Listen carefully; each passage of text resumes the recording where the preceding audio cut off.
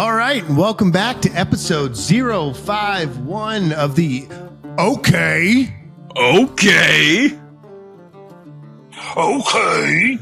Guidons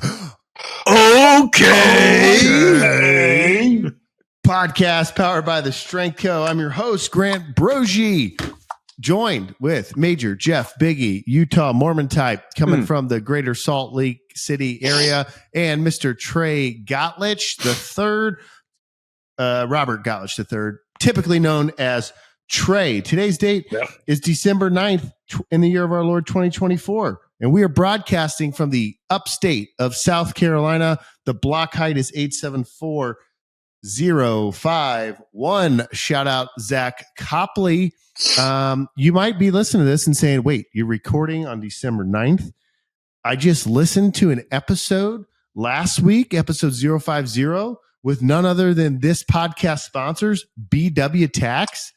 By the way, that guy is a good dude. Good dude. How has nothing changed? And something has changed. The block height has continued to grow. Besides that, the date has not changed. We have not reached midnight yet. We may. I hope not. But yes, we are indeed recording 2 episodes back to back because my buddy is moving, and according to BW, has been moving for a month, which is incorrect, but it feels like a year, and deploying. And so one of the things we're going to talk about tonight is the future of the OK podcast. But we also have other fun things to talk about. Trey's in Vegas, first time visitor, long time viewer. Jeff just finished up a drill weekend. I just finished up a drill weekend, and the next time we record, which will be on the right side of Christmas, we'll be recording from California, which will be episode 052, which means we'll have made it a year. Wow. But man, we could talk college football, but we can't because nothing's changed from last week. I mean, a lot has changed by the time this airs, but nothing that we can say now. And with that, Jeff, what do we got on the slide deck? I mean, we have to talk about the first topic. Trey, can you cover the first topic before Jeff even comes on, Trey? What's the first topic? Gentlemen, the trash. It took me a minute. Hey, is that empty yet? I just cracked this one. I threw my last one away. Don't be mad. Okay, so we'll call that future trash. We know what to do with that once it's empty, right? I call that FOTS. FOTS. Future trash. Future of trash. Secure your trash. Before we go over to Jeff for the agenda, I will give a quick story, and we may talk about some of this later. But we had our yellow ribbon event, my buddy did in Philadelphia, which is a DoD required event for units deploying. They'll fly family members out, and they receive a lot of information about pay, entitlements, benefits. Like now that you're an active duty Marine, a lot of the guys my buddy's taken have not been activated before. So they go over all the changes and all that stuff. I had to speak twice at the beginning and at the end. Well, I spoke about 5 times because every time everyone was falling asleep because the speakers were boring, I tried to pep the crowd up. But at the end, I get up and I kind of lay out the next 3 months, how it's going to look, what parents can expect in terms of talking to their Marines and sailors. And then we're pretty much done, and then like the DoD lady, gets up as I finish, and I'm looking around, and there's just trash everywhere, like the tables, like people just been consuming snacks and water bottles, and so she finishes, people are standing up, grabbing their stuff, and I'm like, Godfather, and everyone just like stops dead in their tracks and looks back. I'm like, hey. We live this place better than we found it. That's what Godfather does. You secure all that trash in those trash bins on either side. And I'm like, okay. And they're like, ugh! And then they got rid of all the trash. And I was like, I wish I could have filmed that for an OK podcast reel. But all the trash was secured. Yeah, it'd been nice. Do you show any Godfather clips like from the movie? Well, I made him watch it on the bus on the way back from Fort Drum. It's a great movie. Yeah, it really is. I rewatched 1 and 2 lately. I don't know that I've ever seen 3. I've never seen 3. Yeah. I've never seen 3. I know that when it came out, I mean, not that I was like alive and watching movie. Well, I think it came out in the 80s. But I know that I was it Let's actually. I thought it was like 1990. Okay, so I said 80s. I could have meant 92. I'm gonna go with 1992. Jeff, 89. 1990 on the nose. But I know that at the time it like received like, oh, this is not good. Like 1 was the best and 2 was like, really good and 3 sucks. But I've heard it's making a resurgence. So yeah, I'm sure I'll watch all 3. But yeah, no, it's good. Godfather 1, it's just a movie that you need to like sit down and pay attention. 100%. Yeah. And have 3 hours on your hands. Abby hated it because of that reason. Yeah. No, I get that. There's movies that I haven't watched for that reason. There's movies that I have watched and like There Will Be Blood, underrated. I've never seen that. That's a good 3-hour movie. Yeah. Are you more of a Godfather 1 or 2 guy? I think I got to say 1. I mean, Really? 2's good, but yeah, 1, I mean, it's just hey, come on. Like it sets the stage. But no, I think 2's a great movie. Yeah. I think 2's a great movie. I'm just waiting for Godfather 6. Oh wait, he's right here. God, I was a big fan of that description of the movie of Godfather 1. Hey, Gabagool. Oh, now I know what it's about. I understand. Yeah. Great movie. This episode is brought to you by BW Tax. We're in tax season. It's December. This is going to release. Let's see. When does this release? This will release. It's got to be real close to Christmas. This will release the 20th. So Christmas cheers in the air. Actually, I'll tell you this right now. If you're listening to this, I'm wearing right now the 2023 Christmas tee, and the 2024 Christmas tee is actually selling like hotcakes. We've sold more than we've ever made. Sold before, and we've made more than we've ever made before, and there may be a few left. And you may be thinking, Grant, it's the 20th. The back looks like a crisp. Oh, that looks like a turkey pole, maybe. I think you're right. I think it's turkey pole. Yeah, it's a turkey pole. Never mind. Disregard. Continue. But if you buy this thing, it potentially could land Christmas Eve. It could potentially land Christmas Day. It'll probably land like the 26th if you buy it as you're listening to this.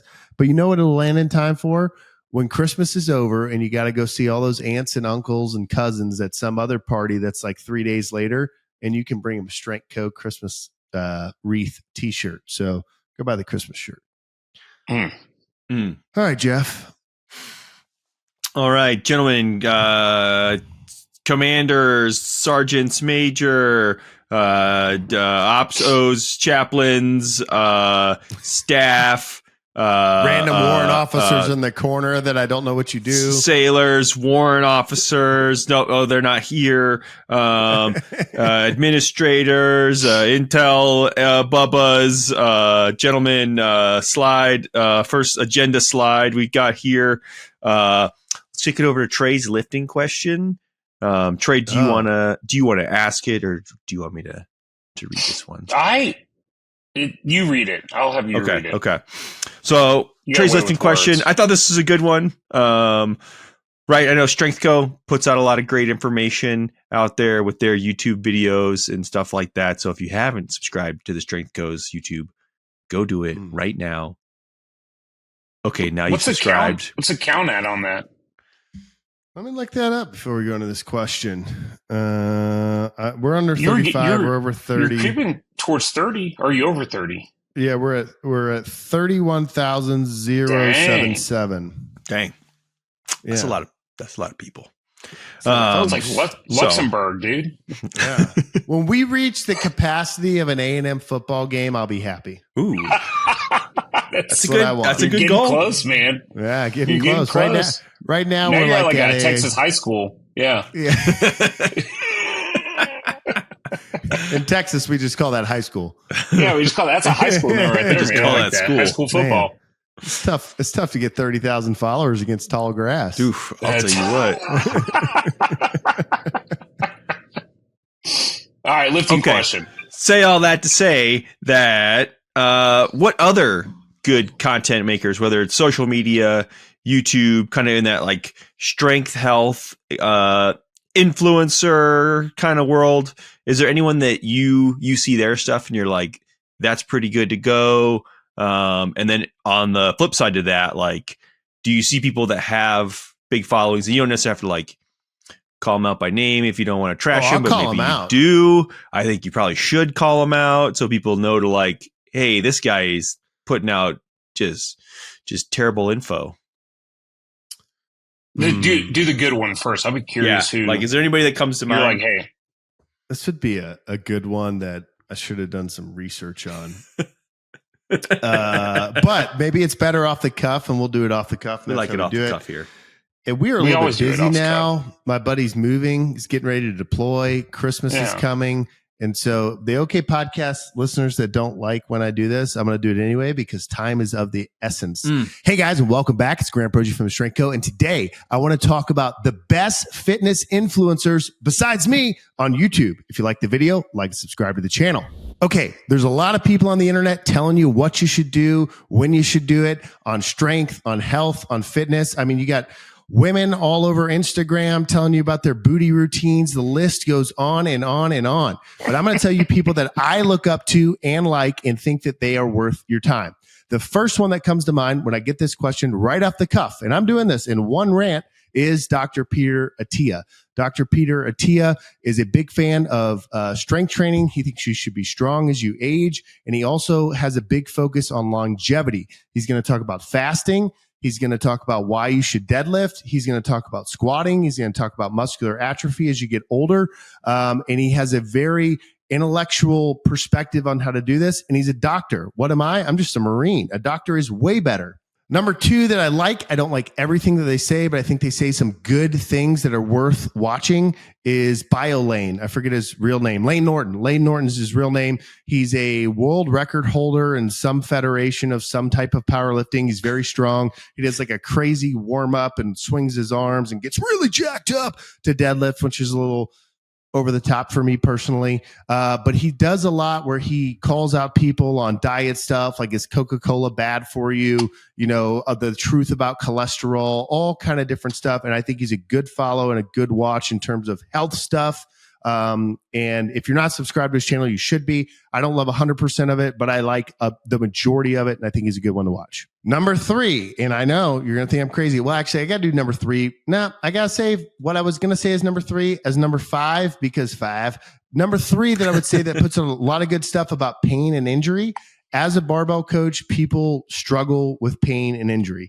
Most of the pain and injury that happens doesn't happen in the gym, but they always blame it on the gym. And if you go to most doctors, not Dr. Peter Attia, but other doctors, most people will tell you not to lift weights, stay out of the gym for 6 weeks, don't lift things over 20 pounds. And while I don't agree with a lot of programming advice and stuff from these guys, barbell medicine, I do think they have some good stuff on pain, and that, you know, what you think is happening to you is probably not as bad as it is. Again, this is not, I don't agree with everyone. It's like Southern Baptists. No two preachers agree on every piece of theology, right? They never do. I don't agree with them on everything, but I do think their approach to pain and to live through it and to keep going is good. Barbell medicine, you will learn stuff. Number four for health and overall wellness. And this may be controversial, but I like him, and I like him a lot. He lifts heavy. He does not mess around, and it's got to be Dr. Shawn Baker, the carnivore. I'm not saying everyone should go carnivore, but I like all of his stuff. He's funny. He presents it well. He's down to earth. He doesn't have fancy microphones and lights on him. He's just a dude. I think he's 57, and he just lifts and does his thing, and he talks about diet. So you may not have to go carnivore, but you will learn a lot from Dr. Shawn Baker about eating habits and what types of food to eat. And if he's going to be selling you carnivore meat only, or, you know, he has a couple different variations that he says you can do, but he's also going to be teaching you about the badness of seed oils and over processed foods. And I think Shawn Baker is a worthwhile follow. Number five, which leads me into what I don't like. And I'll start with what I don't like. What I don't like is all these quick fix fitness influencers. Hey, just, run this 30-day program. Women, do this thing against the wall and buy this one mat for me and do these push-ups and lift your legs in weird ways. I mean, it's all over the internet. Everyone has a $10 plan. And so I don't like that. What I do like is number 5 is starting strength, because it works for new lifters, and most people that are consuming YouTube content and actually following it are beginners. And I think there's no better program than the starting strength program for really strength and health, because if you're stronger, it impacts every aspect of physical fitness. And if you get stronger, you'll get faster and all of those things. Again, Southern Baptist theology. Am I a 5-point Calvinist? No. Do I agree with every single thing that they say? No. Do I think that everyone should be 272? No. But I do think if you want to improve your overall health, starting strength is a good place to start. It's in the name. It's starting strength. And I think that you should follow that channel and run the program and get your strength base up before you worry about things like, should I do carnivore diet? Should I get my cardio up? Should I do all of these other things? You should get strong first. If you like the video, like, subscribe to the channel. See you next time. That was pretty good for off the cuff, man. I had another one. Yeah, another question. I think that I would have gone Stan Efferding. He's you know who always pops up? Who always pops up is, what's that, Squat University? Yeah, Squat University. Okay. Ish. They're like they're like the Methodist Church with the trans flag out there. Yeah. First United Methodist. I like church. I like church. I like some Methodists. Now you went too far. I joke. Yeah, I don't know. I see some stuff and I think it's like great. I think they overcomplicate things.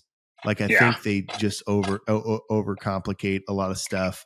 But they're great editors. They're great editors. I'll give them that. Like you show like someone's spine and like the muscles like are flaming up around it, and you show it like it's really captivating. But I don't think it's a worthless follow. That I think they say stuff that I like. I mean, they sell squat shoes, so they tell people to wear squat shoes. But I mean, I think I don't hate that guy. Yeah, Squat University. What else pops up in your? There's worse ones up there. Who else pops up a lot? I get a lot of Andrew Huberman. I do not like Andrew Huberman. He's a robot.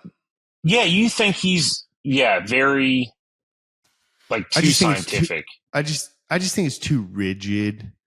I just think it's too rigid. And I think it's unpractical.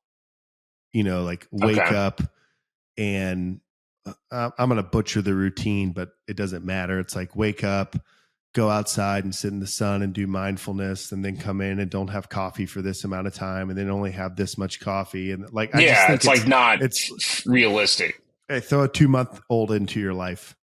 Cool, man. If I was a robot, that'd be great. Mm-hmm. Or who's the guy that is like redoing his health? Jeff's trying to like reverse aging. He's big on X. Brian Johnson. He's like redoing. He's like trying to like age backwards. Like he's an interesting looking dude. Yeah, interesting looking. Yeah, have you looked him up, Jeff? Brian Johnson. I've just heard of him. He's like a billionaire or something like that. That's like. Yeah, it looks like he's made in the lab, dumping money into reversing the. Yeah, that's the point I'm making. Is like it's not practical. Like, well, you can do this because you're a billionaire, and I don't think he's doing it. I mean, everyone's selling something, but I don't think he's doing it to like sell a product. He's already a billionaire. I think he's actually doing it to like be young again. But it's like, okay, cool, but this seems impossible for like people with normal lives. Who's the other one I get a lot? Paul starts with an S. Horn? Saladino.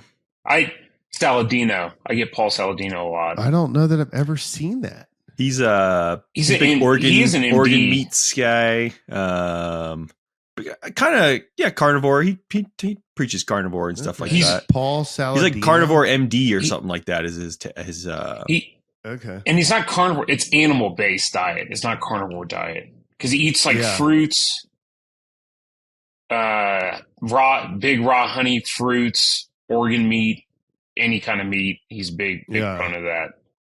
Okay. So I don't know, he has some interesting ones like, hey, because I saw a video where it's like, hey, can you do animal-based diet at Walmart? Can you do animal-based diet at Costco? And he'll kind of go through and do that stuff. So it's pretty interesting. Oh, we forgot Liver King. He's number one on the good side. Yeah. Well, that goes without saying. Primal. Liver you got the whole feast. I had another question. You want me to shelve it? I don't know. Let's just conversational it. I don't think I have that much energy to do another one of those right now. Okay. But maybe we still get a video of it. Go ahead. So the other question I had on there was, as a coach, I was going to have you kind of on the topic of like diet. Like, what would you tell 3 different phases? Let's say someone who was bulking, someone who was maintaining, someone who was cutting weight or losing weight. What would you tell them? Hey, eat this many calories, avoid these things, like that kind of stuff. As far as strictly diet. So bulking, maintaining, or cutting? Correct. Yeah. And are these people strength training? Yes. Strength. They're in the program. They come to you and you're coaching them. Okay. Yeah. Okay. I mean, it's a numbers game, really, to start with. Like, if you want to get bigger, you have to be in a caloric surplus, period. If you want to get smaller, you have to be in a caloric deficit. So if you wanted to bulk, I would have you track your food, but I really wouldn't, because no one tracks their food correctly. It's just difficult, right? I mean, what do you mean by that? You eat things at times you don't realize you're eating, or, some people put cream in their coffee and they don't see that as a meal, right? Or some people eat breath mints while they go to spin class and they don't realize that, like, that's calories. And so I don't love, counting can be useful if someone's regimented, but it's tough to like count them all. But if someone's bulking, I would just say, hey, you need to get in a surplus.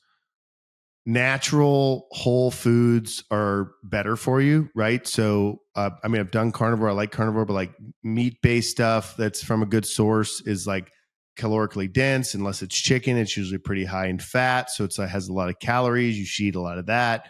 You should eat a lot of like one source carbohydrates, so your rices, your potatoes, that sort of things. They're high in starch. They have a lot of carbs, and fruits and veggies can be good too. But I would tell someone that's bulking, like, you just have to get your intake way up. And if you're actually trying to bulk, and to me, someone that's trying to bulk is like, hey, I'm 160 right now, and I want to be 200 pounds. Like, don't come to me and say you want to go on a bulk. I'm like, what's your goal? Well, I'm 160. I want to be 165. Brother, you just need to add in like some chocolate milk every day. Like, you're fine. But if you actually want to like make your life and your body look different, the caloric intake has to go through the roof. And so it depends how old you are too. So if you're older, and older to me is probably over 50, but if you're over 35, like, your metabolism's different, your testosterone's dropping. And so you if you're a slob as you bulk, meaning you're eating McDonald's, KFC, cheeseburgers, you're eating a pizza, like, it'll work. You'll get bigger. You'll go from 160 to 200, but you'll also put it on. Everyone's going to gain some fat, but you put it on your belly and stuff, and it's harder to lose as you get older. It's harder to lose. So if the goal is to bulk and then cut, if you're older, it's harder to lose later. So I would try and guide people to like more healthy foods to bulk. If you're younger, you're also probably poorer. So I'd be like, hey, just get to 200 pounds and like, we'll fix whatever body fat you put on later. Maintaining, I don't really ever I don't get many goals to maintain. Like, you don't have like, you need to keep eating these amount of protein, or. Well, usually it's, hey, I weigh 200 pounds and I have a belly, and I would like to have more muscle mass. So I don't want to gain weight, but how do I stay 200 pounds in recomposition? That's more likely what I see it in the maintain world. And generally that answer is higher protein, limit fats, moderate carbs kind of deal. Protein's what's going to, build the structural muscle when you're outside of the gym. Fats are going to be calorically dense and they often come with your protein. So I don't like people to chase fats. Most people like the way they eat, like there's nothing. I like almonds. I like pistachios. I like peanuts. Like there's nothing wrong with that. But if you're not trying to gain weight, I'm like, hey, don't eat almonds as a snack. Just eat like ribeyes and pork chops and things that also possess a high protein count, and you're already going to get your fats, and then kind of figure out the carbohydrate throttle where, well, if I eat this many carbs, I start to see my body weight increase. So I want to keep them in some kind of range. And then cutting is just, if you are, just depends, right? So if you're overweight, so I'm like 228 right now. I've put on baby weight. I've been busy, right? I like to be 215. I'm 228. I could go from 228 to 220 by dialing everything in relatively fast. But to me, cutting is like at the end, like you're super lean. And I think what most people don't realize there is that like every single calorie counts. And so, and you're kind of miserable on a cut. Like at the first, it's fun. Your weight starts dropping. But let's say I right now say I want to go down to 205, Jeff's weight. Man, 228 to 218, pretty easy. I just stopped being a jerk. And it's like last minute, baby's crying in the back seat, quick, pulling the Chick-fil-A.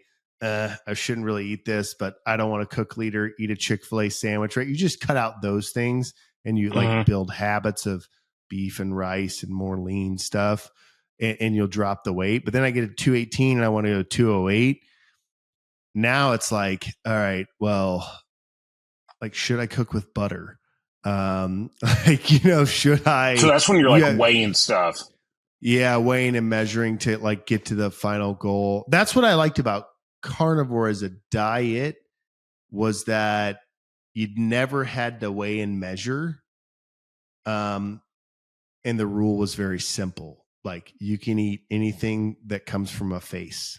If it had a face and it came from it, you can eat it. And it was simple. So it's like, I'm going to cook this ribeye and put a bunch of butter on it. But I'm not having any carbohydrates, any veggies. I'm not having any fruits. I'm not having anything else. And so the rule was simple. What's hard is when you're eating all food groups and you're trying to cut, because that's where like weighing and measuring comes in. But yeah, I don't know if I answered it, but I would say if you're bulking, no, you did, man. Yeah, you got to get in a big surplus. I mean, for most people that I deal with, they're weak. And even if they're older, like they're weak. I'm like, you have to get strong, because when you get strong, your metabolism's going to go up, like your ability to do things is going to get up. And now I'm strong, or stronger than I was, right? And you're like, well, now I went from 160 to 185, but I have a little bit of a belly. So it's like, okay, let's cut a little bit, and then kind of go from there. And then I also think when you see the big power lifters that are 300 pounds, you don't want to be that. And when you see the 175 pound bodybuilder, I know they come in all different sizes. I'm talking like normal people, not on roids out of their mind. But if you see that, like when a guy has a six pack and like every ab is shredded and he's 40 and he's not 18, he's miserable, right? So I don't think it's something that you should hold all year. So it's like kind of like phases, but I think you should bulk and then come down, because you'll lose some strength. You'll lose your peak strength, but you'll still be better off than you were. So anyway, that's my thoughts. No, it was good, man. Do you ever push like the fasting or intermittent fasting for your clients, or? Yeah, yeah, I do. I think it's really good. I mean, I usually fast every year in January. I'll do an extended fast. I mean, I've done 3, 5. I think the last one I've done 6 days. Because it kind of just like resets the brain in terms of like, we live in a society where it's, okay, I wake up, I should eat something. Oh, it's lunchtime, I should eat something. Oh, it's dinner time, I should eat something. Like, I won't be able to think or work if I don't eat something. And like, when you fast, you're miserable at first. And then you're like, oh, I don't really need food. So I like people to do it. I particularly do it with people that need to lose a lot of weight. It all depends on the person, right? Like diet coaching is not diet coaching. It's psychiatry. And so a lot of times I'll try to see how serious the person is. So I'll recommend like a 20, like, hey, you're going to wake up on Tuesday and not eat until Wednesday, because you're trying to see if like they can break. It's like you're trying to get someone to quit smoking. And it's, there's tons of books and stuff like how to quit smoking or whatever, but it's like you can kind of tell if how serious someone is, if it's like they won't do it for a period of time. But in terms of coaching people to fasting, it's more like lifters that are very consistent and have been lifting a long time and they're looking for stuff. And back to like Peter Attia, he has a lot of good stuff on like the stem cell regeneration and health from fasting. And so, I think it's a good thing. It's going to impact your lifts. Yeah. You're going to lose some muscle mass. Yeah. But I think there's other good things that happen. And I also think there's like a mental reset in terms of the requirement to eat in these intervals. So yeah, I was actually just thinking about that today because my buddy will head off on January 2nd to 29 Palms. And I usually fast like January 2nd to like the 6th, 7th or 8th, somewhere in there. Like, so New Year's is over. And I'm like, all right, let me reset the year with a fast. And I was like, I might have to fast like right after Christmas. Well, it's a good thing that the Marine Corps forces your buddy to buy MREs. Yeah. They're super healthy. Yeah.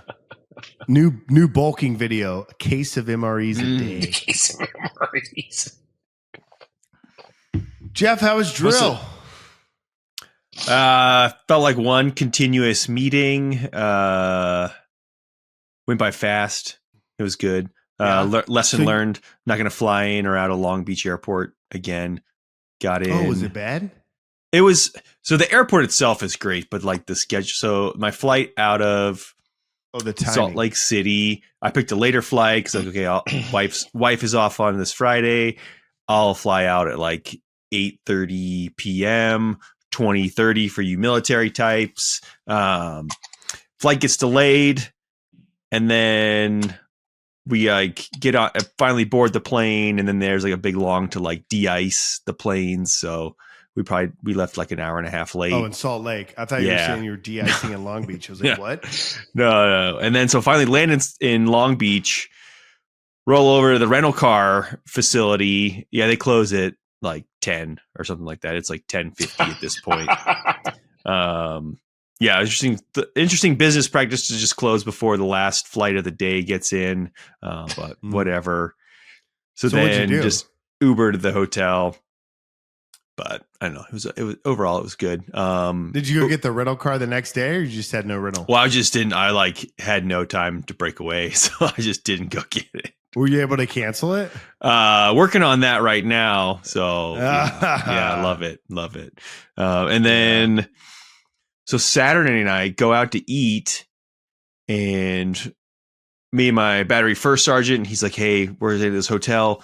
There's this great Irish pub just like a couple blocks from the hotel. We'll roll over there. You're at the Aries again? We're at the Aries in Fountain Valley.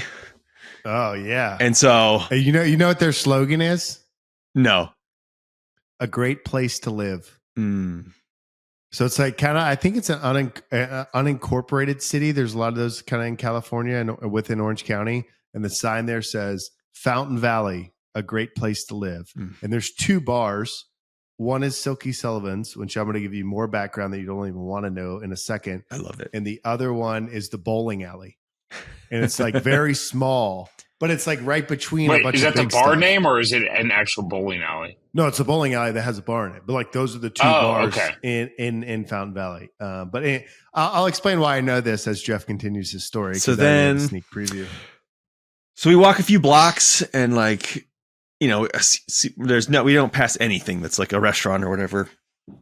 And I'm like, hey, I thought this thing was like super close to the hotel. And he's like, oh wait, hold on, let me pull up my phone. Oh yeah, we already passed it. And in my head, I'm like, okay, well, no, we didn't pass anything. So we turn around, get to the spot where it's like on his phone. He's like, yep, this is it. And there's like a fence with like the kind of like netting on it to like little screen netting. stand up on the curb. And I'm like, okay, yep, that was definitely like a restaurant. Not there. Definitely closed. So then pull out my phone. There's a pizza place 10 minutes up the road. We're like, hey, let's go get some pizza. Cool. Head over there, sitting down, eating some pizza, drinking some beers. That place have a name? This place is the Lamppost. The Lamppost. Ah, yeah, the Lamppost. Not in Fountain Valley. I'm sitting there eating my pizza, and then from behind me, I hear, okay. And I'm like, wait a minute. I turn around. It's Big Connor. Grubs? Big Connor is standing there from the Strength Co. He's a fan of the podcast, so the fans, they're out there, they're bothering us, they're interrupting our peace and quiet when we're out trying to get a meal. Can't go anywhere. Can't go anywhere. Big Connor's like who's the celebrity? Oh, John Cena. Yeah. John Cena lookalike. Yeah. Oh, you were going after something else. I was going to say he's like the crazy fan who's going to like murder the celebrity. No, I'd say he's like the listener that just texts me roast of every episode. Constructive criticism. Yeah. Fair. Yeah. Potential meme that you missed out on. Gee, thanks, Connor. No, that was cool. My mind was blown. I was a drill, and that was during my mind was blown. That was during the Clemson SMU game. Yeah. And did you send me the photo or did Connor? I think I did. And I was just like, what in the world? No, I thought it was planned. Yeah, no, it wasn't planned. No, totally random. And it was random for him, too. He was trying to go somewhere else. And I forgot what he said. I think they just had Santa photos. It was his sister's birthday or something. Yeah. And he was with coworkers or was he by himself? Or No, he was with somebody else. I didn't.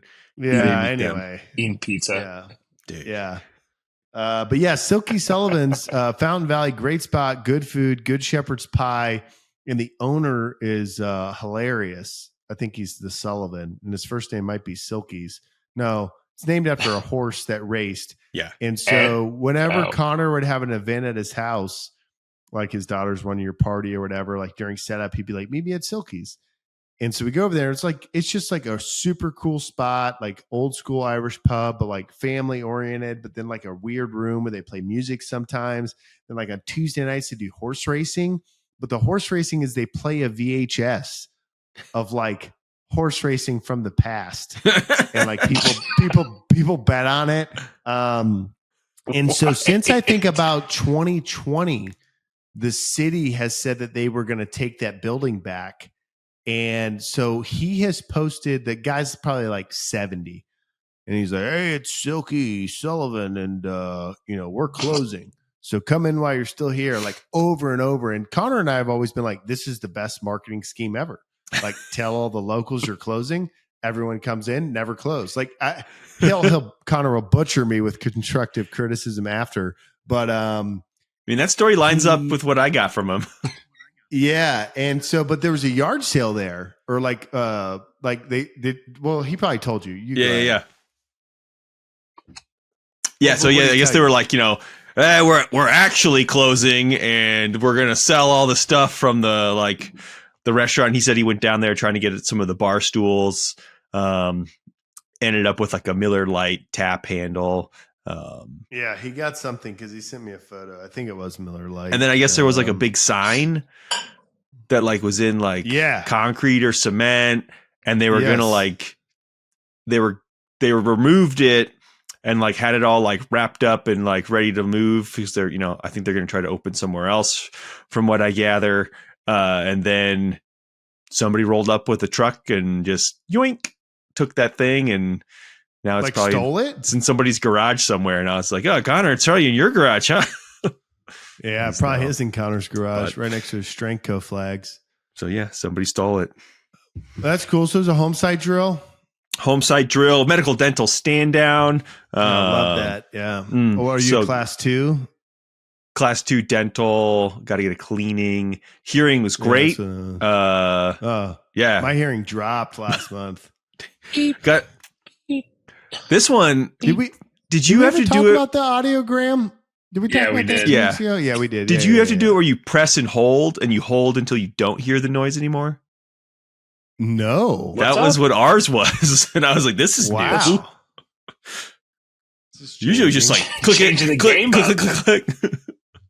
But yeah, you had to press and hold until you didn't hear the noise.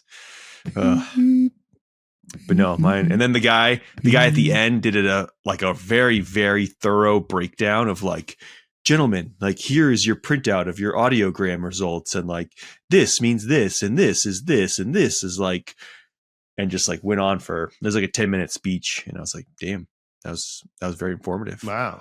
I've never had anything informative. They're just like, here's your results. I'm like, what does it mean? Like this is I don't know. 10, this is +5. Yeah. It's like, what'd you say?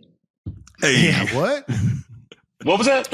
We had so I had drill this weekend too. It's our last drill before my buddy's deployment, and we had the swim qual. And I'm here to tell you that Marines are amphibious. And we are ready. And I was dreading it a little bit. The last swim qual I did was in 2020, and I had to do it because we were going to do like fast rope training with 3rd Anglico, and like out of helicopters, we were going to fly over water. So like you had to have an intermediate to like do the training exercise. So I went and did the intermediate training, and you swim long or whatever we talked about before. And this is basic, and we're on Fort Dix, which is joint base, but it's the pool's like an Army pool. And so there's no high dive. So we had to get a waiver not to do the high dive portion. And so we had to do all the other portions. And I love Godfather Batter. We're awesome. We're the best Marines to ever go forward and visit the first island chain. But man, like the swimming. So I'm like, I don't want to swim. Oh man, a swim qual. And then I get there and I'm like the first iteration. And I'm like, man, I feel like Michael Phelps right now. I mean, it is just people can't swim, man. Yeah. And out of 140 dudes, it's like it ultimately ended up being like a handful that you had to remediate over and over and over, and some that like can't go. But just the fear and it's just amazing. It's just absolutely amazing. Yeah. Because and there's like not lifeguards, but for you civilian types, there's like McQuish trained instructors, which are essentially like lifeguards, like all around the pool. So like even if you go down, like you're going to be fine. But yeah, it's needed, I guess, because it's tough. But yeah, did the swim qual. And what else did we do? We were mainly like packing out stuff to go out to 29 Palms. And then I had to like pack up all my gear, but I was also in like a slew of meetings. And so I ended up having to like pack it late one night. And then, then we did that event, the Yellow Ribbon event. And that was that. And we sold a bunch of Godfather t-shirts and sweatshirts. Swaggo. Yeah, Swaggo was there. So yeah, that was drill. Thanks for paying taxes. Love drill. Good drill weekend. Yeah, big let's drill guy. Speaking of Philly, looks like maybe after your drill or at the Yellow Ribbon, Cece from West Philly. Who's this new friend? New listener of the podcast? We're tight. Yes, I did give her a sticker. So I'm flying Greenville to Philly. And that direct flight is a great flight, saves me a lot of time. But it's like, I don't know. I'm not a plane guy, but it's like the smaller planes. There's one seat on the left and two on the right, and doesn't have Wi-Fi. And so it's delayed a couple times, de-icing in Greenville. No, I'm just kidding. I don't know why I was delayed. Probably because like the engine didn't work. But anyway, I get on the plane, and then the flight attendant's like a 65-year-old black lady from West Philly. And she is just like bubbling with personality. And she's like walking back and down the aisle and saying this, you left your pocketbook and, all this stuff. And then she gets on the mic. She's like, hey, y'all, this is Cece from South. What was it? West Philly? West. Yeah, from West Philly. And you about to go to the greatest city in the United States, Philadelphia. This is my 6th flight of the day. And a lot of y'all sitting there with your headphones on, you ain't listening to me. If you ain't take your headphones off, you messed up. You should have your headphones off right now because CC is funny. You know what I always say? Leave the money, take the cannoli. Godfather reference. I'll go further in a second. And she's like, now those in the exit row, grab your instructions in front of you. Take a look at that. I'm going to come by and ask you a couple questions. I was in an exit row. And goes through a spiel, and I'm like, oh, I just like appreciate that this woman like enjoys her job. So then she comes in, she's like, now y'all going to Philly. You ain't going to West Philly. Only CC's from West Philly, but y'all going to Philly. So I got to ask you a couple questions. And she like does the thing, but she actually like unvelcros like the handle, which I've never seen done before, and then asked. Oh, I haven't like, either. Yes. Wow. And she's like, what are you doing? What you going to Philly for? And I just like pulled up a photo of Isabella and I was like, oh, I just really wanted to leave my daughter for 3 days. And she's like, boy, you tripping, and like slaps me. And I go, well, by the way, it's leave the gun, take the cannoli. She goes, you think I don't know the words to Godfather? I love Godfather 1 and 2, some of my favorite movies, but I can't be saying gun on the microphone. And I was like, oh yeah, you're right. Yeah, that makes sense. You are correct. But no, she just had a ton of personality, and it was really great. And she loved her job, and I really appreciate it. Yeah. So CC, West Philly. If you fly American, the small planes, that's all she does, small planes. And yeah, she said she's praying for my daughter, and I was like, I appreciate that. Big shout out to CC. Send the prayers up. Yeah, big shout out CC. And I gave her a sticker for the OK podcast. So I said, I'm going to talk about you on my podcast. She's like, you got a podcast? I'm like, yeah. And I gave her a sticker, so we'll see if she comes on. Yeah, I'm a white dude. I got a podcast. I'm a white guy with white friends. People need to hear us. Obviously, I have a podcast. Duh. Well, speaking of podcast, your friend contracted pods to carry his stuff away, and then you posted a picture of the guy that picked up your buddy's pod. I feel like there's a story there. The guy has a fantastic mustache and looks like every pod delivery / pickup guy I've ever encountered. Also, you didn't think he looked like Andy Reid? I can see that. He does look like I get Andy Reid vibes. Jordy, for sure. Jordy, put the picture up. No, the pod thing was. I get a call. I really want to get past this moving talk, but I feel like you guys are going to have it for a couple more weeks. This might close. Well, there's the delivery. That's good. So yeah, all right. There's the delivery. Yeah. But then I'll be delivered by the time we record the next one. But you get like 80%, 90% down there. And then the last 10% is the toughest, the worst. And so like I finish at whatever time, on whatever day before he came to pick up. And I'm like, okay, I'm ready. And the pod was scheduled to come between 3 and 5 p.m. And I forget what I had to put in there now. It seems like so long ago. But I just said, I get a call in the morning. It's like, hey, this is Joe. I'm your pod pickup. I just left Piedmont. I should be there in about 25 minutes. And it's like 8:30 in the morning. I was like, no, you should not come right now. No, you're the first on my list. I'm like, well, why? Because my pickup is 3 to 5. He goes, well, my route today. And then he goes on, he's like, I'm going to go to Piedmont. Then I'm leaving Piedmont. And then I'm going to come to Ewing downtown. I like downtown. Then I'm going to go to Pattersville. And then I'm going to go out to Duncan. And then I got to go over to Gurr. And then, it just makes sense. And I was like, well, my pickup time is 3 to 5 and my pod is not ready. It will be ready at 3. He's like, okay, I'm going to put you last. I'll call you back. And I was like, all right. So I'm scrambling, like thinking he's going to come anyway. I get the pod. The pod's ready at like 10. So then he comes back and he calls me. He's like, yeah, I'm outside the Irish pub at Connolly's. I'm like, yeah, like swing around. And I like tell him where to go. So he comes in and like the Podzilla thing is so cool with all the controls. So I'm wild. I really like the Podzilla. He's like, yeah, I liked it too. And until I delivered 10,000 of these things, she's pretty boring now. Anyway, when I was in high school, you see, I was a cow milker. My daddy had cows, and I was milking them cows. And I was like, okay. What? And he's like, yeah, I was milking cows. He said, man, high school. He's like, I couldn't keep the girls off of me. Seriously, I couldn't keep the women off me. They just kept coming to me. And high school was great, man. I loved it. It was just a great time. And they like went into a couple stories about girls in high school that I can't say on the podcast. You're welcome, Mom. And I'm like, okay, well, what do you do now? He's like, oh, I run a ranch out, and he like named some random town. I was like, I thought you delivered pods. He's like, oh, this is part-time for me. I just do it for fun. I like to meet people. And I was like, all right, can I get a selfie? And he's like, with me? And I was like, well, yeah, sounds like you were a stud in high school. I feel like we should take a picture. And yeah, so we took a photo, and I gave him an OK Podcast sticker. So he might listen to this. So another listener out there spreading the love. Man, I like that.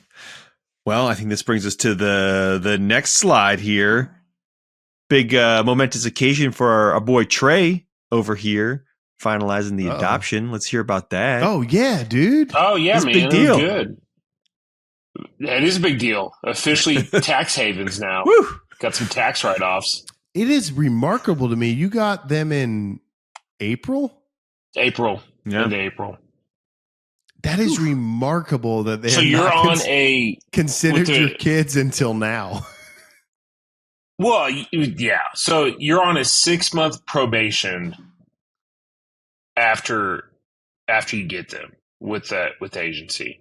Okay. And so during that time, you do like home studies with the caseworker, and they make sure that like the house is like in good order and they're taking care of the kids and whatnot. And then you fill out all the paperwork, and then you send up a report every month. And then at the end of it, yeah, you go to court. They ask you a bunch of questions. You say yes, and then you read like a testimony, witness statement, and then that's it, man. It was like 15 minutes. Wow. Finalized. But no, yeah, I'm glad to be done. It was a very exciting time. Long road. Did you add them to your VA claim? Say what? Did you add them to your VA claim yet? No. I don't think I even have a VA claim. But they reissue a new birth certificate. And so then you can do like Social Security cards and college savings, start all that stuff. So who was more excited? It was good, man. I'm glad we're done with it. Who's more excited? Oh, me. oh no, I meant between the girls. Oh, Joy. Yeah. I was gonna guess Joy too. Yeah, I could definitely picture out of a lineup between the two right now. Yeah, she's the one not wearing the helmet. Yeah. I love her. Oh, that's a cheat code you didn't tell me. Yeah. Yeah. For about another 2 to 3 months, you'd be able to tell the difference. Yeah. I love when I FaceTime Trey and he's always holding the baby, and I'm like, oh, it's Ray. He's like, man, you really got it down. And then I'll call him again. I'll be like, it's Ray. He's like, good guess. And I'm like, oh, okay. He's just close. Yeah. We're close. Oh, man, you're just one off. That's close. Yeah. Dang. Saved round. Sorry. I was about to go to Commander's conference. Commander's comments. Go back to our Philly talk. Cheesesteaks. Oh, yeah. So we missed it. You were missed last week or 2 weeks ago. 2 weeks ago, yeah. Yeah. So I covered a little bit, but I feel like there's a little bit more of a conversation. So to set the stage, Jeff was in Philly for the ball. We finished. We hit up Dave DeNovio Lortola. Took me a long time to learn to say that name. It's so hard that I will never forgive it. I still don't know how. Yeah, DeNovio Lortola. Funny thing is, it's not actually his last name. Yeah. Call him Dino. Yeah. Anyway, he lives in Philly, South Philly to be specific. And we were looking for something to do from 12 to 6 before we flew out. And I had this, I don't think I've even told Jeff this part. I had this like Philly cheesesteak place that Portnoy's gone to, like between us and the airport, like all mapped out. But I was waiting for Jeff to come down with his bag. And I was like, I should just call Dino and see. And then Dino's like, yeah, I'm available. I'm like, well, where do you live? And he lived right next to Gino and Pat's. And Jeff's never been to those. And those are iconic Philly cheesesteaks place. And like my heart kind of sunk because it's like, oh man, I had like a good cheesesteak planned out. Oh, should go to there. Anyway, so no. I'm glad we did what we did, honestly, because it was like a great time with Dino. But that's true. So we went over there, and I don't know, Jeff. Those were, I mean, they couldn't have been your first 2 cheesesteaks in your life, but your first 2 in the city of Philadelphia, right? Very true. Very true. Okay. Yeah. And I think they're iconic. 1, because you have the Rocky stuff there. 2, they've been open a long time. I think the cool part about them is they're like right across the block from each other. Because it's not the street, because it's like a 4-way. So they're like crisscrossed applesauce from it's a very each other. Interesting intersection. Yeah, it really is. And so, Jeff, why don't you give your thoughts on those cheesesteaks? Which one did we go to first? We went to Pat's King of Steaks first. Okay. Are they big? You have a good size. We have a photo. Yeah, they're like I'd say they're a little bit bigger than like a Jared 12-inch Subway that used to be $5 foot. Yeah, I think that's like a little bit bigger. I think that's correct. Sorry, I'm still mad about that. But yeah, it's good size. The first one I got it with Cheese Whiz, which I think is my preferred cheesesteak. Or with Whiz, because you don't want to mess up the. No, I think it's Whiz Wit. Whiz, yeah. It is Whiz with, yeah. See, it's Whiz Wit. They would just tell me to go away. Yeah. So we're actually in the line, Trey. You'll like this, and so Dino lives right there, and I'm like, hey, so what do I say? And he's like, how do you want it? And our plan was to get one there and then go to Gino's and get another one. Okay. And that way we could try both. And so he's like, well, do you want the cheese whiz? I'm like, yeah. He goes, well, you'd say whiz with. And I was like, okay, got it. And then I was like, what if I want like peppers or something? And he was like, well, you say whiz with peppers or whatever. And I'm like, okay. I'm like, well, Jeff, what do you want? He's like, well, I want whiz with. And Dino's like, well, you can also get mushrooms, and you'd say whatever. And I'm like, okay, so if I want whiz with peppers and mushrooms, what do I say? He goes, well, you can also just talk to him. He's like a person. And like total Dino, like deadpan. And I just like, I was like, oh. The other way sounds like you're having a stroke. Is it? Whiz with peppers. Yeah. You can just talk to him. So we got that one. And they are. One of them was chopped and one of them was sliced. And I feel like Pat's is chopped. I think so. That sounds right. Yeah. Let me Google it. I don't want to disrespect South Philly. Pat's cheese steaks. But my 2 cents on it was I thought Pat's was better than Gino's. Maybe it was the way, maybe it's the chop versus sliced. People. But I'm definitely a cheese. Are you guy. Overall a cheesesteak fan? I mean, I can't wait for my turn. Before that, I don't remember the last time I had a cheesesteak. So I don't go out of my way to find them and eat them and all that good stuff. But I mean, it's bread, meat, and cheese, so it's not bad. Can't go wrong. But I'm not I'm not all about them. You wouldn't book a plane ticket to go out there and just have that. Not a chance. Not a chance. I'm not like, oh, well, now I got to find the best cheesesteak in Salt Lake City. Yeah, I'm all right. So I ate Pat's and Gino's, I think, in 2008 when I was working at the White House. And the person I was the aide to wanted to go there. And we had both. And then now that I go to Philly, I'll try them. And I've actually learned about myself. I don't like Philly cheesesteaks. Why? Soggy? Too much bread, not enough meat. No, they're not soggy. I just don't. I would rather eat a pizza. If I'm in that region of the country, I'd rather eat a pizza. I don't dislike them. I'm not like, I just said I don't like cheesesteaks, but I just mean I'd be totally content in life if I never ate another Philly cheesesteak. You don't get the hype. I don't. I'd rather have if I'm going to eat something with bread, I want an Italian sub.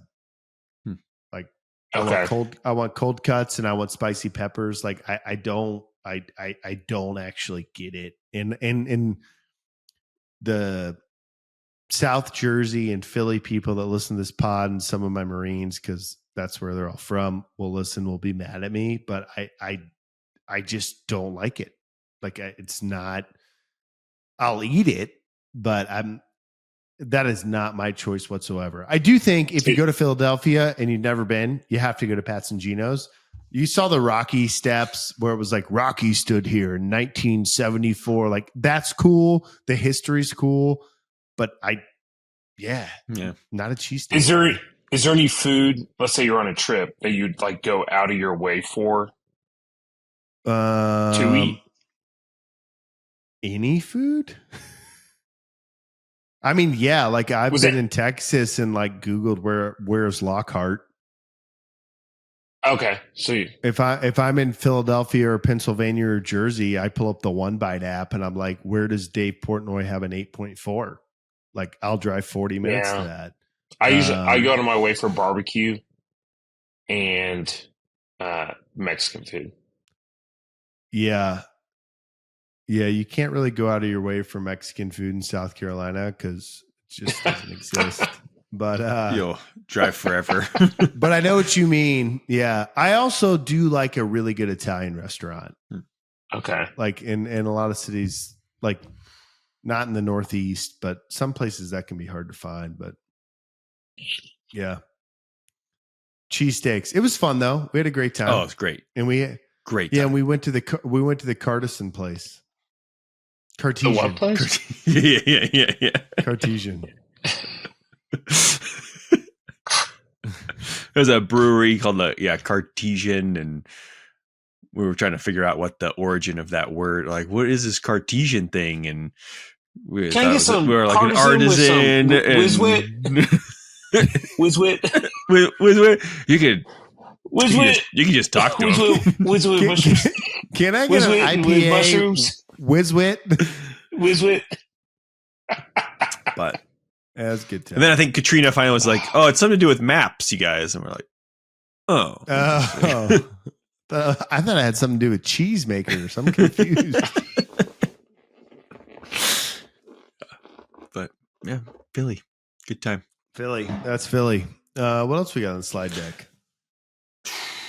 That light slide deck when you go back to back. Well, again, I'm going to bring it up again because maybe it'll jog your memory. But you put Jude Law in there. I'm still wondering why you put Jude Law.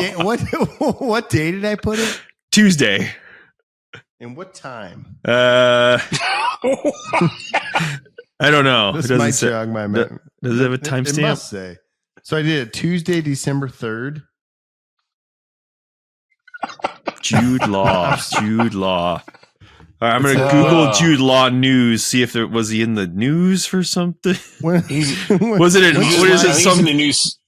When slide deck was it? Was this an autocorrect? Star Wars. Was it this slide deck or the or the college football slide deck? It's in the alternate one, yeah. The lifting life and chow one.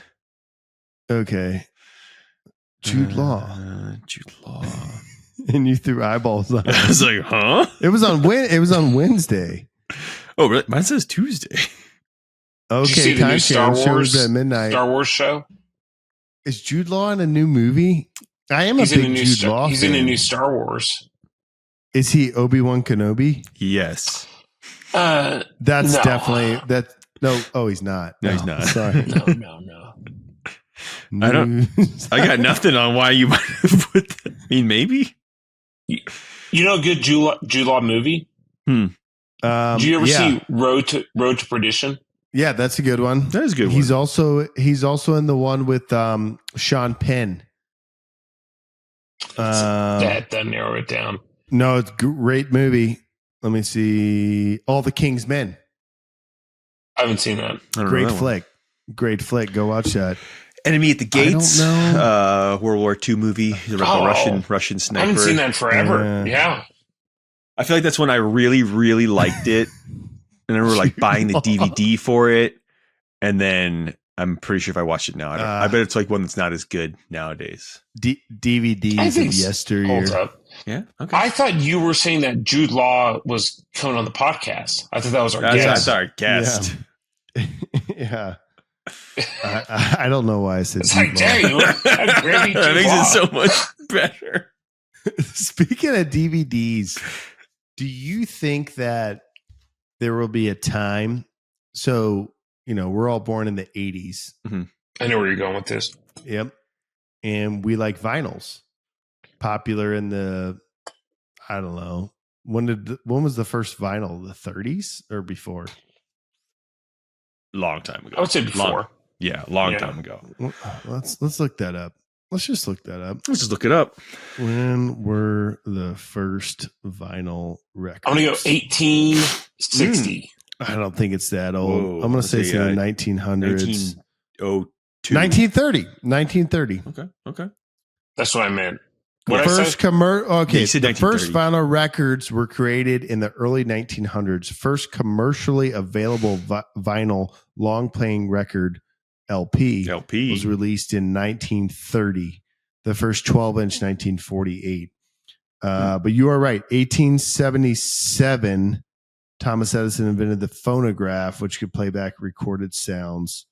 But yeah, anyway, 1930s it came out. But so 30s, 40s, 60s, 70s, we all like outlaw country, peak 60s, 70s.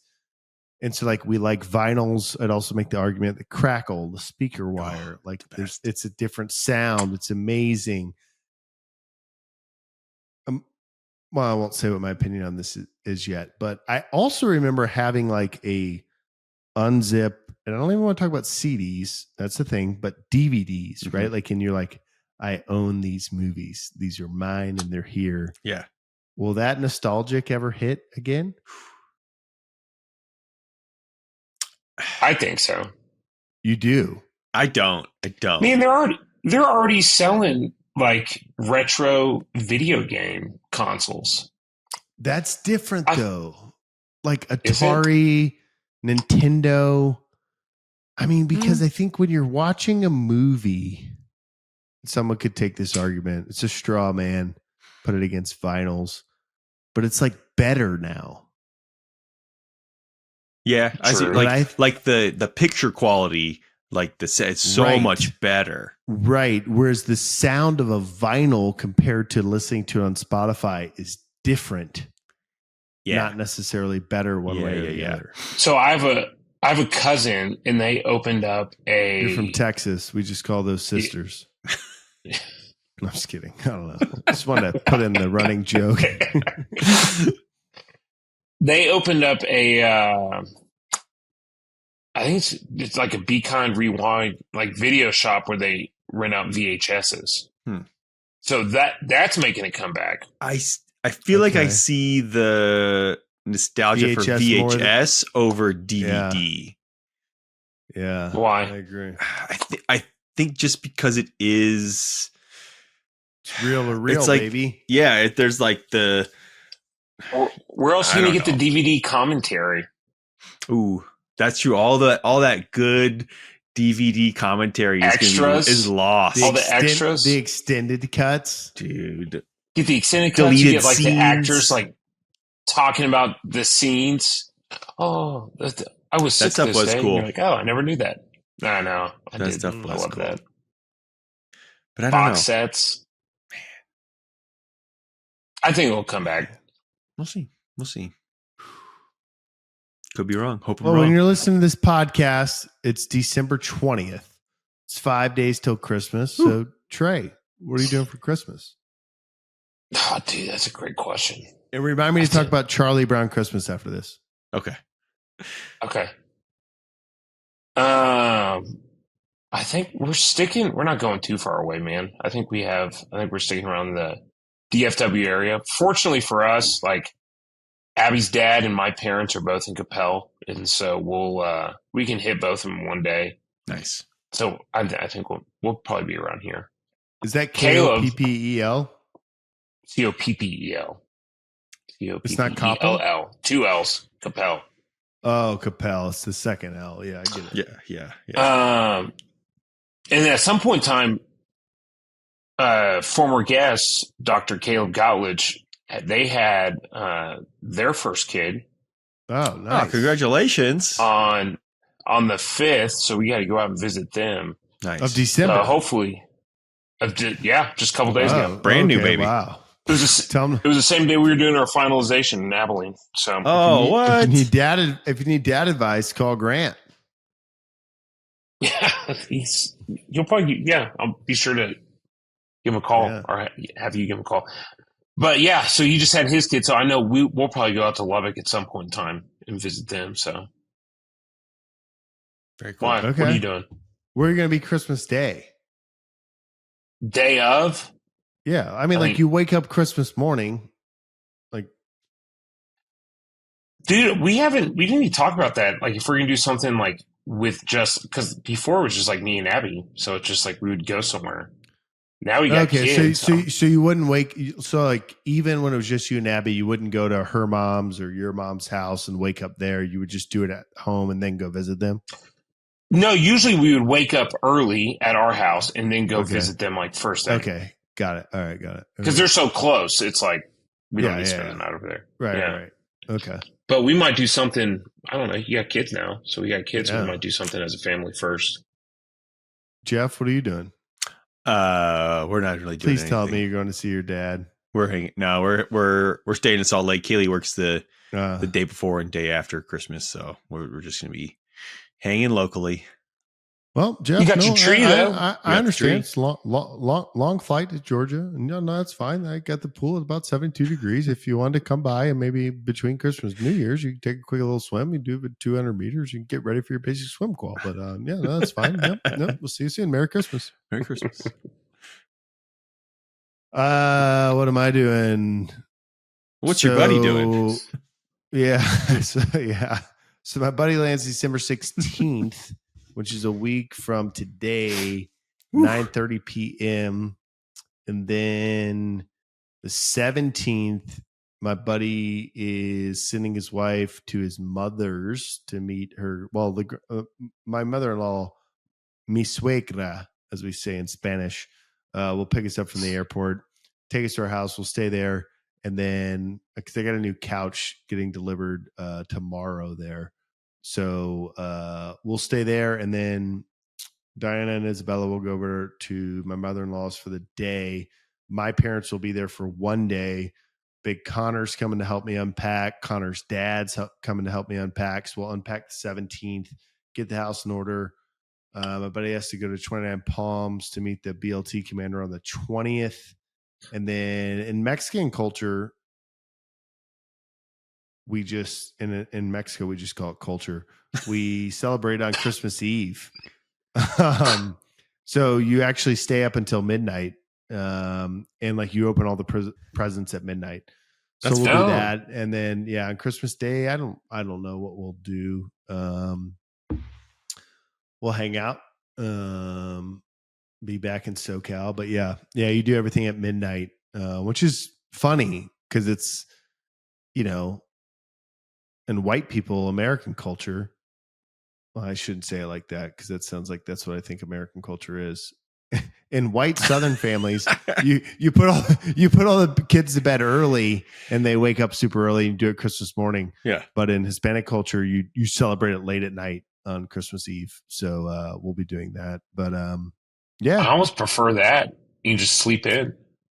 So it's actually awesome. So I've done it 3 years now, and you get Christmas, like all the present stuff done. Everyone goes home, and then at like 2 p.m. the next day, everyone starts showing up for a big meal, kind of like a Thanksgiving vibe, except you're eating like a pozole or some kind of soup and tamales. But yeah, it's kind of nice. You like knock it out. Everyone goes home, goes to bed, sleeps in. There's like no stress. You wake up, you drink coffee, you hang out, and then everyone comes back over and cool. Does stuff. And then you like cut this cake. And you're looking for like baby Jesuses. So you go to these Mexican markets and you buy these cakes, and there's like Jesuses like on different pieces. What kind of cake?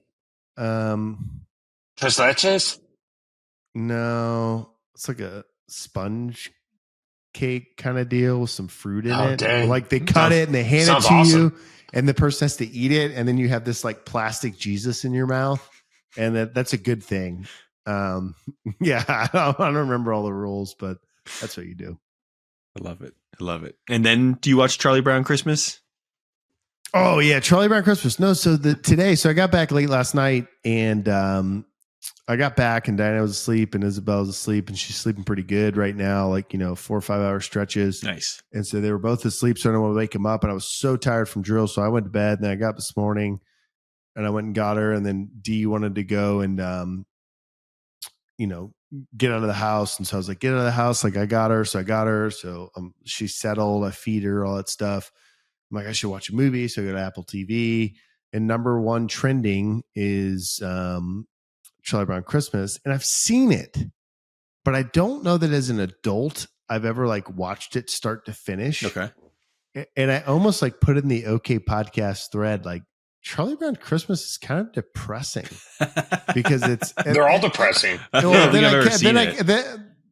So it's he's sad. He doesn't understand why all the kids are happy and they're trying to put on this Christmas play. And people listening to this be like, why are you recounting it? And then he gets to the end, and they're asking the kid that sucks his thumb and carries around a blanket, what's the meaning of Christmas? He's like, I'll tell you. And he's like, behold, angels appeared to shepherd and said, hark the herald angels sing, glory to the newborn king. And he does the biblical thing. And I was like, is every Baptist church not showing this on Christmas? This is hey, I'm sad, I'm gonna go see a psychiatrist. Oh, actually God fixed everything, I should just believe in God. But yeah, no, it's good. And it's 35 minutes maybe. Not bad. And I've definitely seen it before, but as an adult, what I can say is I've never sat down and watched it start to finish. I think it's 1964 is when it came out. Dang. But yeah, so I watched Linus. it today. Linus, that's his name. Yeah, Linus. I thought it was Pigpen at first. It's Linus. He's the dirty one. In South Carolina, we call that Pigpen. Well, that's his name, so that's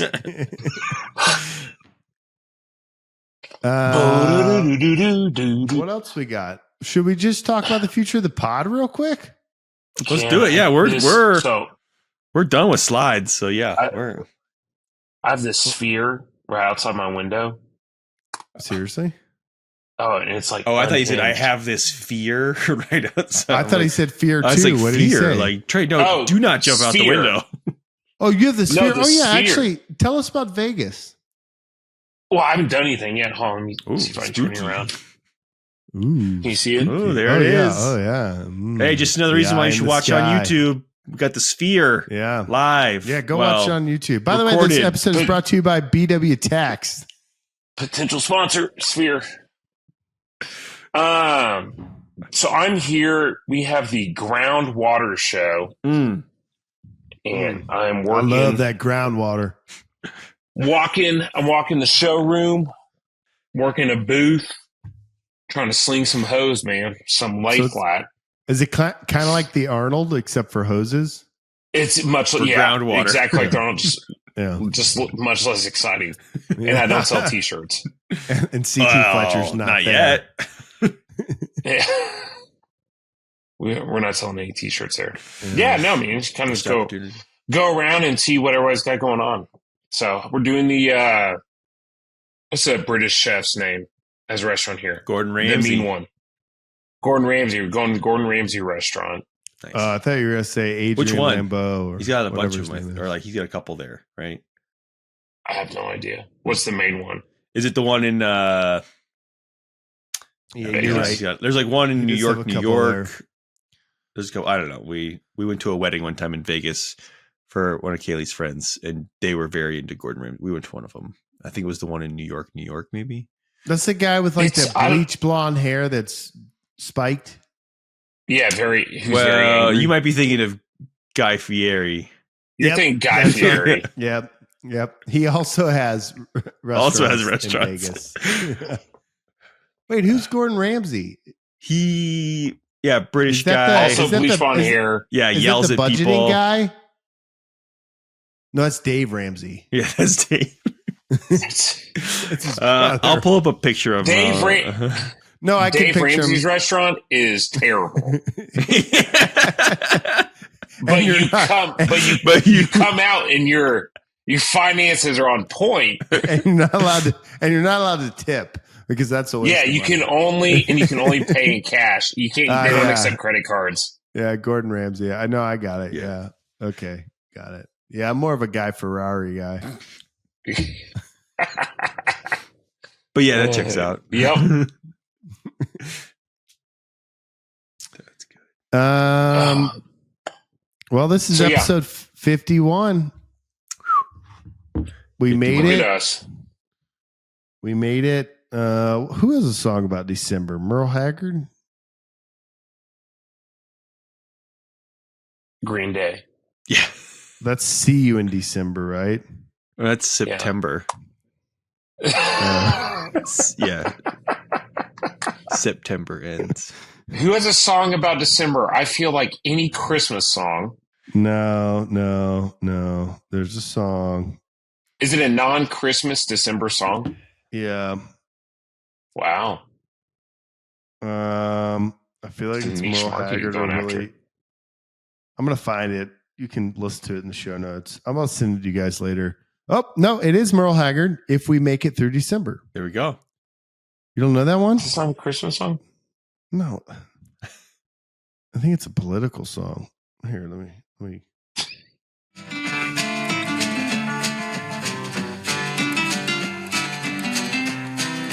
I've heard this. If we make it through December, everything's gonna be all right, I know. Pretty sure it was written by Chris Christopherson because every good outlaw country song was. Yeah, everything's going to be all right, we know. And that's the future of the OK Podcast. My buddy turns out to be me, and I'm activating January 2 and deploying next year. And so I'll be a little bit busy. Yeah, no, shocking to you guys. But we're going to get to episode 52. We're going to make it a year. Will we broadcast after that? Yes. Will it be weekly? No. Will it be bi-weekly? I don't know. But when we can come to you, we will. We have the Field Expedient podcast studio, which you're looking at. My entire house is packed up. This is still here. But I would say, and we'll give a bigger thanks when I'm in California in 2 weeks and we do the final number 52 episode. We do appreciate you listening to us. It's been a lot of fun for us. Keep us going. We've had a lot of guests on. We'll put some stats up when we do next week's episode, showing you what we've done. But I will say it's been more fun than I thought. It's also been more work than I thought, but in a good way. But we do appreciate, giving us the listens you listen and the subscribes. It's been a good time. We plan to keep it going, but hey, we support the troops. And the troops are deploying, and you got to take care of the FDO downrange. Am I right? Yes, sir. That's so true. Yeah, but I love how low expectations you had for this podcast. Who, me? We did fun. It was fun, I guess. Yeah, some people listen. It was more fun. People did listen. Thought. I was very surprised. Yeah, same. So you got a clock out of it.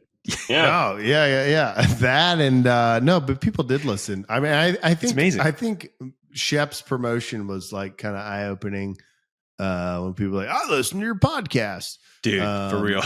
So no, yeah, but it's been fun, and we're gonna keep it going. So I'm not saying it's been 100%. Fun. It's over, but the frequency might change. You might just have Jeff and Trey sometimes, but I think the goal is to come to you once a month at least in 2025.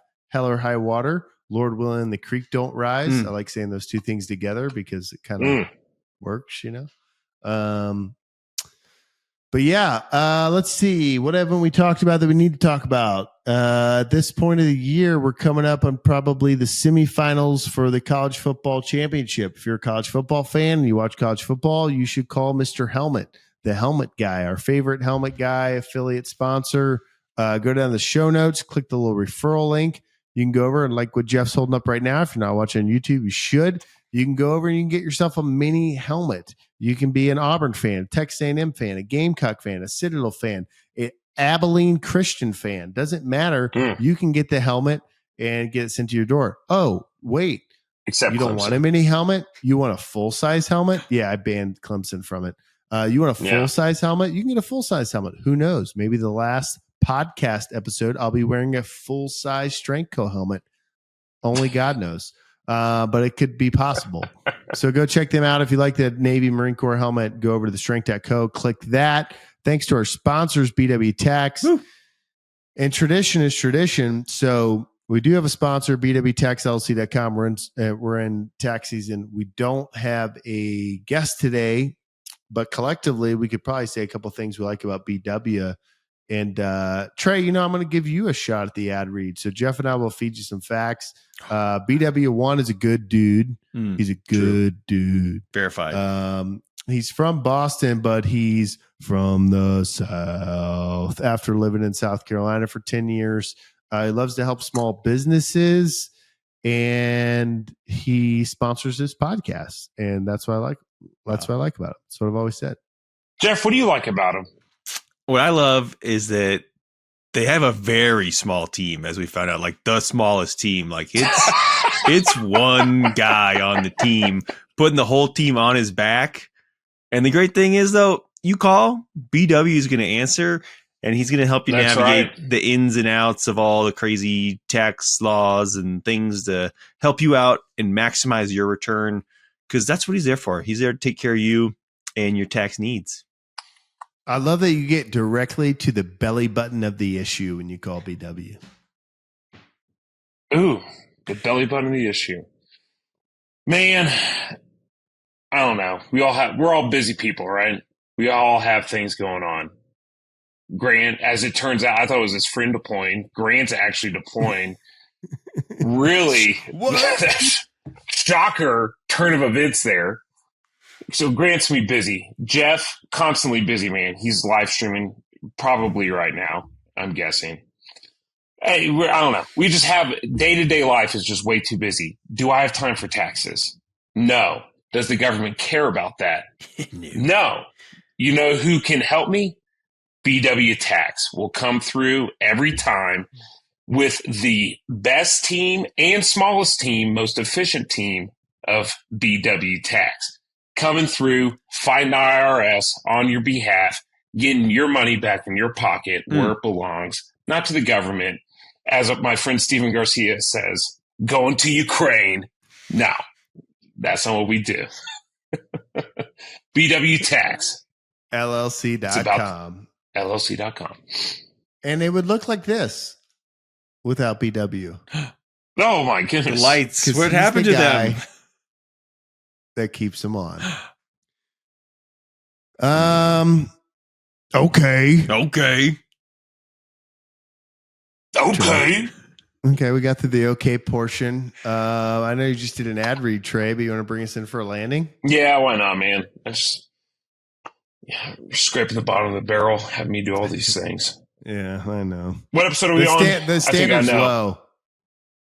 It is low standard, as you said. Surprisingly, we made it this far. If we make it through December, everything's going to be all right. That's right. It will be okay.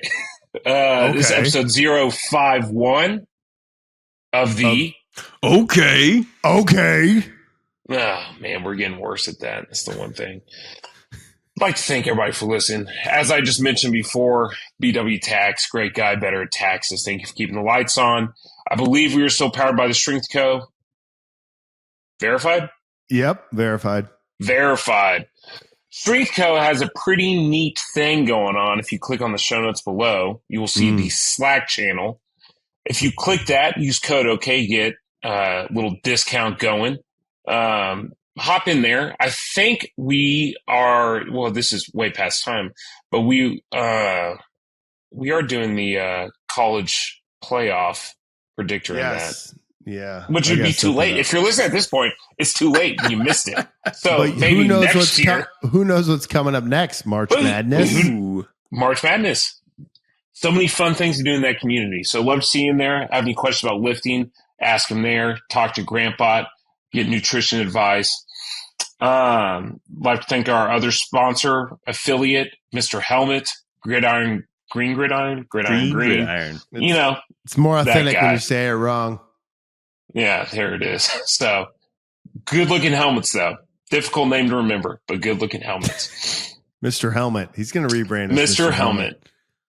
If you're not on YouTube at this point, don't even bother. We don't even want you. But if you somehow stumble across us, like and subscribe there. Go to www.theokpodcast.com. Click the social media links there. Give us a follow.